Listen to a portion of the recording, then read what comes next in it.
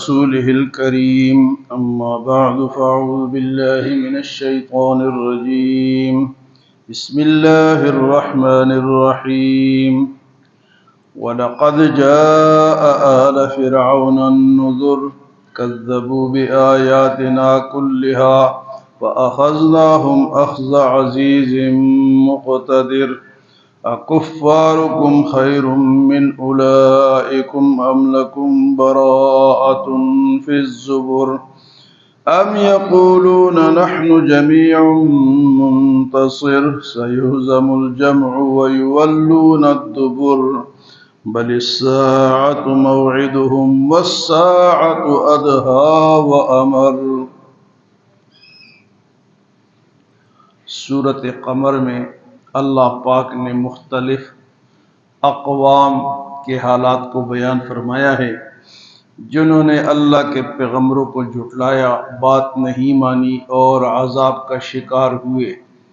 تو ان واقعات کے بیان کرنے کا مقصد یہ ہے کہ آج کے مسلمان، آج کے ماننے والے، قرآن پاک کو سننے والے یہ اس بات سمجھیں کہ اگر آج ہم بھی نہیں مانیں گے، نافرمانی کریں گے، سرکشی کریں گے تو اللہ کا عذاب آج بھی آ سکتا ہے۔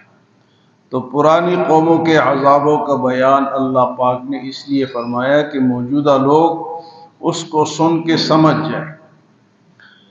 تو 4 اقوام کا ذکر ہوا، قوم نوح، قوم عاد، قوم سمود، قوم لوط۔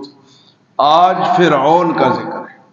اللہ پاک فرماتے ہیں وَلَقَدْ جَاءَ آلَ فِرْعَوْنَ النُّذُرُ، فرعون کے پاس بھی، آل فرعون اور اس کے پورے خاندان کے پاس بھی ہمارے ڈرانے والے آئے۔ وَلَقَدْ جَاءَ آلَ فِرْعَوْنَ النُّذُرُ، تو فرعون کے پاس موسیٰ علیہ السلام اور ہارون علیہ السلام، یہ 2 پیغمبر یہ 2 حضرات جو تھے وہ فرعون کے پاس آئے اللہ کا پیغام لے کر، لیکن فرعون نے بھی وہی کہ جو پچھلے اقوام نے کیا۔ فرعون جو تھا یہ مصر کے بادشاہوں کا لقب ہوتا تھا، جس طرح کہ ایران کے بادشاہوں کا لقب کسریٰ ہوتا تھا، روم کے بادشاہوں کا جو لقب تھا وہ قیصر ہوتا تھا، اور اسی طرح یمن کے بادشاہوں کا لقب تبع ہوتا تھا۔ تو مصر کے بادشاہوں کا، تو یہ مصر کا موسیٰ علیہ السلام کے دور کا یہ فرعون جو تھا، مصعب ابن عمیر ابن ریان اس کا نام تھا۔ فرمایا کہ اس کے پاس بھی اللہ کے نبی آئے، ڈرانے والے آئے، کذبوا بآیاتنا، اس نے بھی ہماری آیات کو جھٹلایا۔ آیات کسے کہتے ہیں جی؟ معجزے کو، نشانیوں۔ تو موسیٰ علیہ السلام نے 9 قسم کے معجزات اس کے سامنے پیش کیے، لیکن یہ مسلمان نہ ہوا۔ فرمایا کلھا، پھر کیا ہوا؟ فَأَخَذْنَاهُمْ أَخْذَ عَزِيزٍ مُقْتَدِرٍ، پکڑا اس کو، ہم نے اس کو پکڑا، اس ذات نے پکڑا جو کہ غالب ہے اور اقتدار والا ہے۔ اخذہم اخذ عزیز مقتدر، اس کے سامنے کوئی فرعون اور کوئی کسی کی طاقت نہیں چل سکتی۔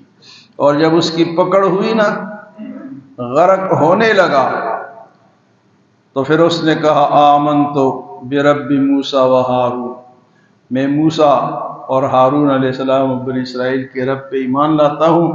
لیکن ادھر سے جواب آیا الآن وقد عصیت قبل وکنت من المفسدین، اب تو ایمان لاتا ہے لیکن اس سے پہلے تو بڑا فسادی تھا، تو بات ہی نہیں مانتا تھا، تو اب تیرا ایمان جو ہے وہ قبول نہیں۔ اچھا، جبرائیل علیہ السلام کہتے جب وہ گڑ گڑایا نا اللہ کے سامنے، جب وہ غرق ہو رہا تھا، وہ کہتا میں مسلمان ہوتا ہوں، تو جبرائیل علیہ السلام کہتے میں نے سمندر کی کالی مٹی اٹھائی اور اس کے منہ میں ٹھونس دی کہ اللہ کو اس پہ خبیث پہ کہیں رحم ہی نہ، اللہ تو رحیم ہے، تاکہ یہ جو ابھی تک بدماشی کرتا رہا یہ اب جا کے کہیں اس پہ رحم نہ ہو جائے۔ تو جبرائیل علیہ السلام نے اس کے منہ میں مٹی ڈالی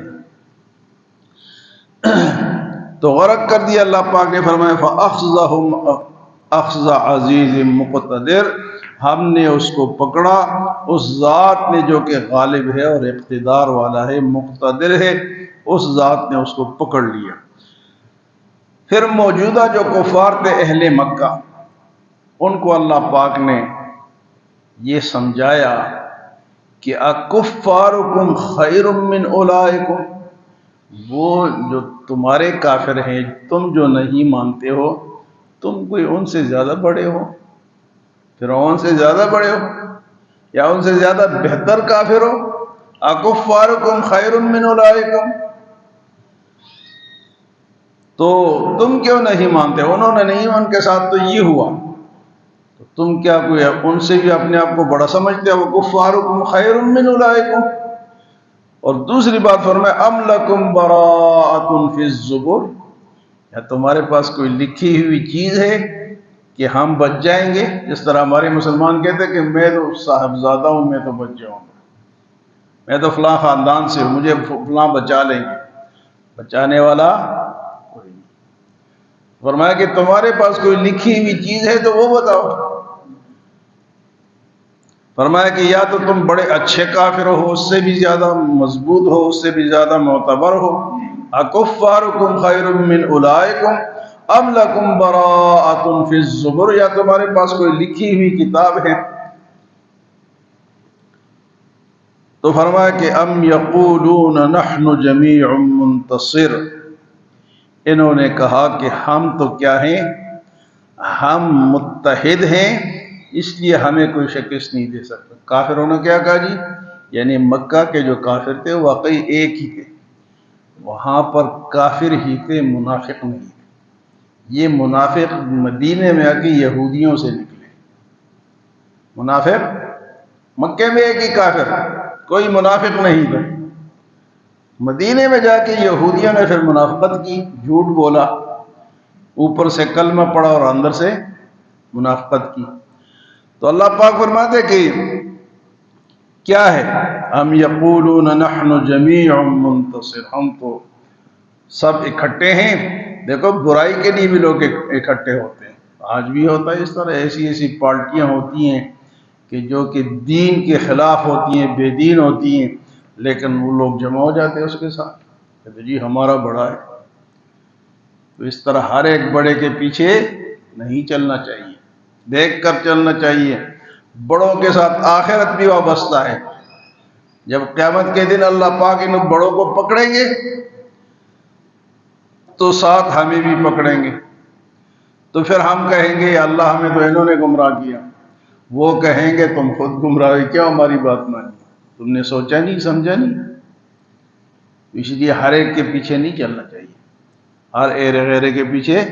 تو فرمایا کہ ام یقولون نحن جمیع منتصر، انہوں نے کہا کافروں نے، پہلے تو اللہ نے کہا کہ تم کوئی بڑے خاص کافر ہو، فرعون سے بھی زیادہ پکے ہو، تو انہوں نے کہا کہ ہم متحد ہیں، یعنی مکے کے کافر کیا تھے جی؟ پکے کافر ہی تھے، منافق، ان میں کوئی اور مسلک نہیں تھا۔ مدینے میں جا کے پھر مسلمان جو خالص تھے وہ خالص تھے، اور جو یہودی تھے وہ کچھ منافق بن گئے اور کچھ جو تھے وہ یہودی رہے۔ تو اللہ پاک نے فرمایا کہ تم جو کیا ہو، متحد ہونا، تو اس کا جواب اللہ پاک نے دیا سَيُهْزَمُ الْجَمْعُ وَيُوَلُّونَ الدُّبُرَ، عن قریب اللہ ان کی اجتماع کو تہس نہس کر دے گا، وَيُوَلُّونَ الدُّبُرَ، اور یہ پیٹھ پھیر کے بھاگ جائیں گے۔ عن قریب ان کے یہ جو اکٹھ ہے نا، یہ ختم ہو جائے گا اور یہ پیٹھ پھیر کر کیا ہو جائیں گے؟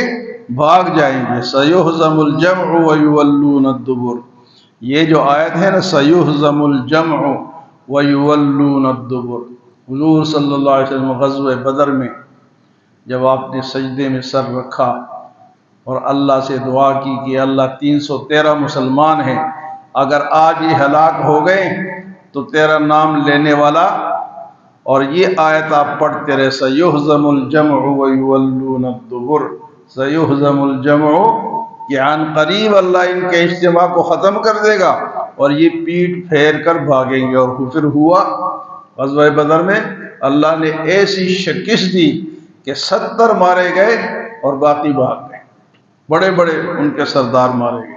تو اللہ کہہ رہے تو یہ ایک دعا بھی ہے کہ ایسے کوئی مخالف ہو اور وہ زیادہ ہوں تو اس کے لیے دعا پڑھے، سیہزم الجمع ویولون الدبر۔ سیہزم الجمع ہوتے ہیں پورے پورے گینگ ہوتے ہیں لوگوں کے، ان کے خلاف یہ دعا ہم پڑھ سکتے ہیں۔ اس کے بعد اللہ پاک فرمائے بل الساعۃ موعدہم والساعۃ ادہی وامر۔ بل الساعۃ موعدہم، یہ تو دنیا ہے نا، یہ تو چلو نکل گئی، ایک وعدے کا دن ہے وہ جو قیامت کا دن ہے۔ بل الساعۃ موعدہم والساعۃ ادہی وامر، اور وہ جو قیامت کا دن ہے وہ بڑا دہشت والا اور بہت کڑوا ہے۔ وہ کیا ہے جی؟ وہ آسان دن نہیں، دہشت والا اور بڑا کڑوا دن ہے، وہ میٹھا دن نہیں ہے۔ بل الساعۃ موعدہم والساعۃ ادہی وامر، بلکہ ان کے لیے وعدے کا دن کون سا ہے جی؟ دنیا میں بچ گئے نا، بعض دفعہ اللہ دنیا میں بھی پکڑ لیتے ہیں، چھوٹا عذاب اللہ دنیا میں دیتے ہیں۔ یہ جو آج کل عذاب آئے ہوئے پاکستان میں سیلاب، کیسے کیسے سیلاب آئے کہ اوپر سے ایک بادل پھٹا اور خشک پہاڑ کے اوپر آ کے لگا اور خشک پہاڑ سے پانی نکل پڑا۔ اس طرح عذاب اس سے پہلے ہم نے بھی نہیں دیکھا، یعنی خشک جگہ ہے، پتھر ہے، پانی کا نام و نشان ہی نہیں۔ ایک تندر اوپر سے آیا، آسمان سے، بادل کے اندر سے ایک چیز آئی، پہاڑ کے اوپر گری اور پہاڑ چل پڑا اور جا کے اس نے تباہی مچائی۔